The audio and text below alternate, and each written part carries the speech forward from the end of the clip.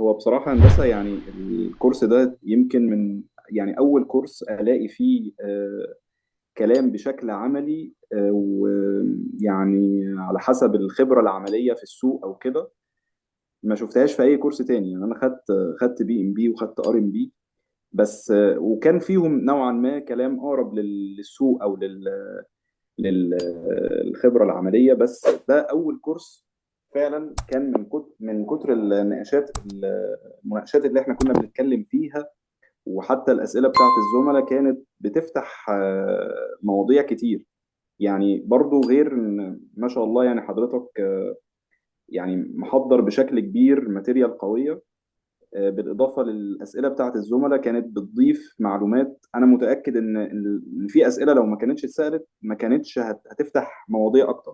بالظبط بالظبط. آه، يعني انا من ناحيتي انا كنت عايز يعني، او هدف الكورس بالنسبه لي انا كنت عايز اعمل شيفت كارير من الكيو اس. انا شغال كيو اس، فكنت عايز اشتغل يا استيميشن يا كوست كنترول. واكتر كنت عايز اعرف اكتر في الاستيميشن يعني. كنت عايز اعرف البروسيس ماشيه ازاي، افكر ازاي اعمل مثلا ارفع كوتيشن لسبلاير او سب كونتراكتور يعني. يعني حضرتك ما شاء الله اديتنا هنت بشكل قوي في بدايه في موضوع الاستيميشن. وفكره كمان ان احنا نشتغل نتقسم جروبات ونشتغل تيم وورك وكده، كانت برضو قويه جدا.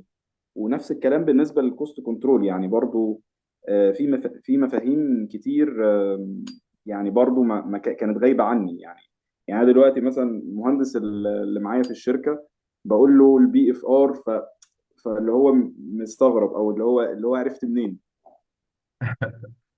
ف... فما شاء الله يعني الكورس قوي. ويعني انا كان قبل الكورس انا كنت عايز اخد يعني اقدم في الار اي سي اس، وعارف ان هي صعبه. فمن ضمن النقط اللي كنت عايز اركز فيها في الار اي سي اس الموضوع الكوست، سواء كاستيميشن او ككوست كنترول.